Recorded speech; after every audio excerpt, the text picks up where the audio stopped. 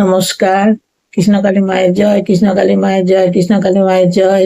হ্যাঁ বন্ধুরা, সব কেমন আছো তোমরা? হ্যাঁ, আমার বন্ধুদের সঙ্গে আমি গল্প করতে এলাম। আমার বন্ধুদের সঙ্গে আমার গল্প করতে খুব ভালো লাগে। কেন? কারণ আমার ধরো গল্প করার তো সেরকম জায়গাও নাই, আর আমি কোথাও সেরকম বেরোতেও পারি না। আমি অসুস্থ মানুষ, আমার হাঁটু কোমর পায়ে ব্যথা। হ্যাঁ, ঘরেতেই বেশিরভাগ সময় থাকি। হ্যাঁ, আর মাঝে মধ্যে একবার হয়তো মায়ের মন্দিরে গেলাম, তাও খুব কম। হ্যাঁ, আমি তো টোটো বা মোটরসাইকেলে যাওয়া খুব মুশকিল আমার। তাও যাই, এই শীতকাল হলে আবার যাব। হ্যাঁ, আর দেখি মায়ের বন্ধুদের সঙ্গে একটু গল্প করি। আমার বন্ধুরা আছে, নাতি নাতনিরা আছে। হ্যাঁ, আর তোমরা আমাকে ঠাকুমা বলো, দিদিমা বলো, যেটাই বলো তাতে আমার আনন্দ। বুঝেছো বন্ধুরা? তা তোমরা একবার এই মন্দিরে একবার আসবে, এসে দেখবে। হুম। মানে কৃষ্ণকালী মা কত জগৎ বিখ্যাত।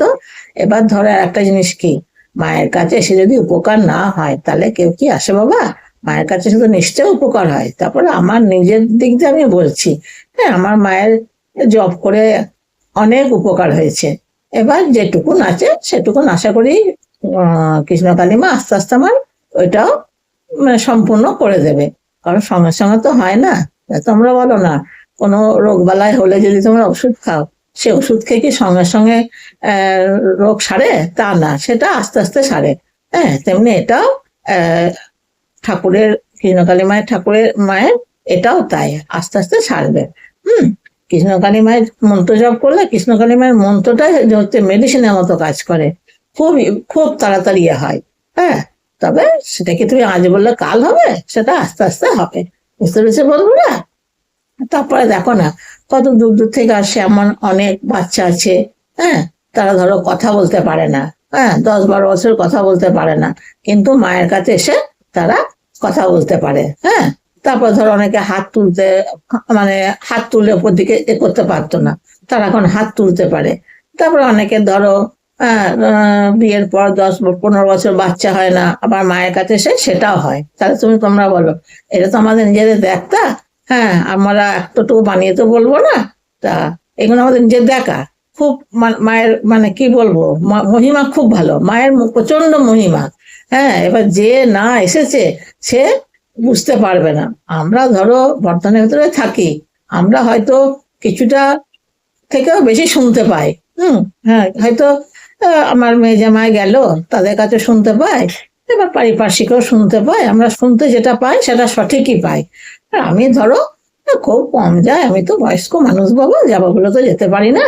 হ্যাঁ, তারপরে সংসারে কাজ আছে, সংসারে সকাল থেকে উঠে সংসারে তো কাজকর্ম আছে, কাজকর্ম সারবো।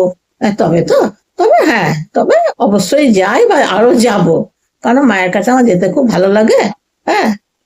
বুঝতে পেরেছো বন্ধুরা? তা তোমরা একবার যাবে মায়ের কাছে।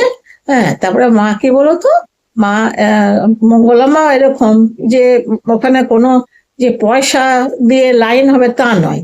ঠিক আছে? এবার একটা লাইন হলো, সেই লাইনেই সবাই দাঁড়াবে। যে পয়সাতে সে আগে দেবে, যার পয়সা না সে দেবে না, সেটা হবে না। সবারই একটা লাইনই হবে।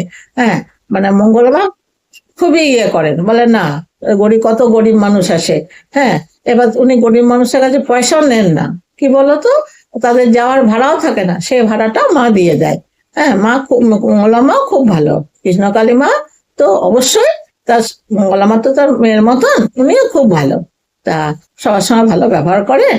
ঠিক আছে বন্ধুরা, তাহলে আমার চ্যানেল, আমার ব্লগটা সাবস্ক্রাইব করে দিও, একটু লাইক করে দিও। আমি জানি আমার বন্ধুরা করবে, আমি তাও তোমাদের কাছে বললাম।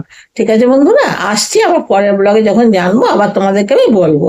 হ্যাঁ, কৃষ্ণকালী মায়ের জয়, কৃষ্ণকালী মায়ের জয়, কৃষ্ণকালী মায়ের জয়। টাটা বন্ধুরা, রাখছি।